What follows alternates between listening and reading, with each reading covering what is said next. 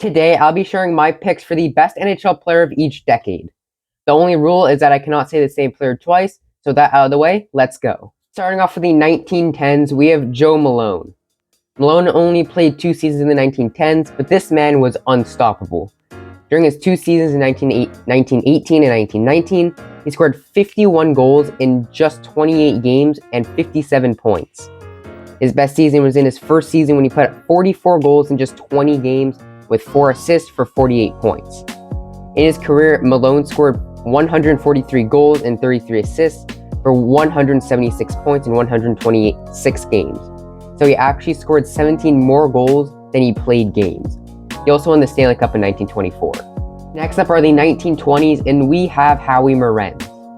During the 20s, Morenz played 214 games and scored 138 goals and 53 assists for 191 total points. In his career, he scored 476 points in 550 games and won 3 Harts and 3 Stanley Cups. His best season in the 20s was in 1928 with 33 goals and 18 assists in 43 games. For the 30s, we have Eddie Shore. Shore played 123 games in the 30s and put up 35 goals and 19 assists for 54 points as a defenseman, which is pretty good, but he was mostly known for his defensive play as he's one of the best defensemen of all time. Shore won the Lester Patrick once, the Hart 4 times, and the Stanley Cup twice. For the 1940s, we have Maurice the Rocket Richard. Richard is a top 10 player of all time and is arguably a top 5 player. Richard played 334 games in the 40s and put up 207 goals and 142 assists for an incredible 349 points. Richard was also the first ever player to score 500 career goals, has a trophy named after him for most goals every season. Richard won the Hart once and the Stanley Cup 8 times. From the 1950s, we have Gordie Howe, who is definitely a top 5 player of all time and possibly a top 3 player. Howe scored 348 goals and 385 assists during 618 games in the 50s, and his third all-time in goals was 801. His best season in the 50s was 1953, when he scored 49 goals and 46 assists in 70 games. Howe won the Art Ross 5 times, the Hart 4 times, and the Stanley Cup 4 times, all just in the 50s. Next up are the 60s, and I'm going with Bobby Hull. Hull is probably a top 10 player of all time, and his stats show why. In his career, Hull scored 610 goals and 560 assists for 1,170 points in 1,063 NHL games. His best season in the 60s was in 1969 when he scored 107 points in 74 games with 58 goals. Hull won all of his trophies in the 60s, and they were the Art Ross 3 times, the Hart twice, the Lady Byng once, the Lester Patrick, and the Stanley Cup. Next up are the 70s, and we have Bobby Orr, who is easily the best defenseman of all time. Orr was over a point per game in his career as a defenseman, which is pretty crazy. During the 70s, Orr scored 659 points in 407 games. During this decade, Orr won the Art Ross once and Ted Lindsay, which is pretty crazy as a defenseman, the James Norris 5 times, the Hart 3 times, Conn Smythe 2 times, the Stanley Cup twice, and the Lester Patrick. For the 80s, we obviously have Wayne Gretzky. Gretzky is the best player of all time, and he holds or shares 61 NHL records. He has the most points of all time, the most assists of all time, and the most goals of all time.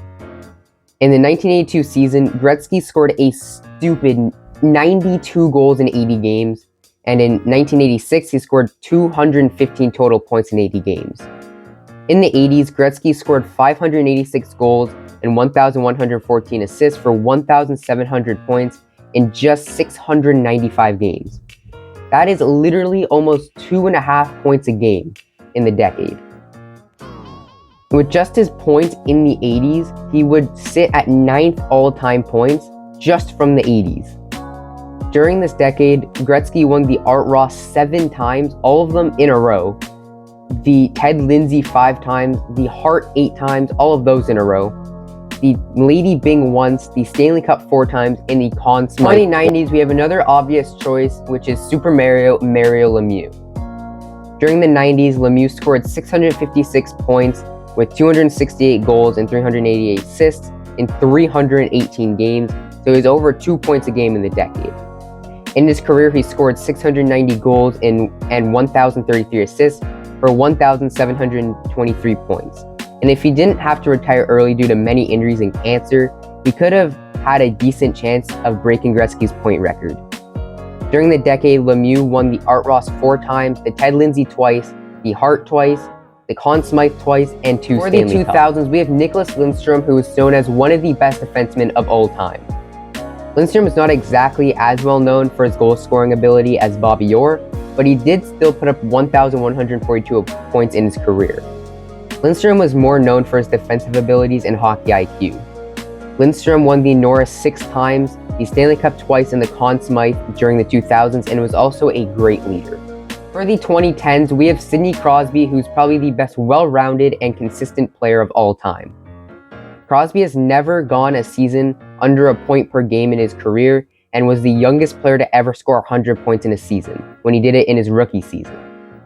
Crosby scored 710 points in 593 games during the 2010s, and won the Art Ross once, the Rocket Richard twice, the Ted Lindsay 3 times, the Hart once, the Conn Smythe twice, and the Stanley Cup twice, just in 1 decade.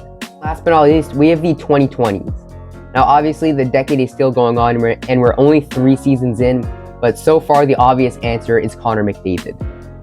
In just 198 games so far in the decade, he's scored 346 points with 129 goals and 217 assists. McDavid is one of the only players of all time to have 5 straight multi-goal games, and he's just getting better and better every season. He's already hit a career high in goals this season, and will probably hit a new career high in points by the time this video even comes out.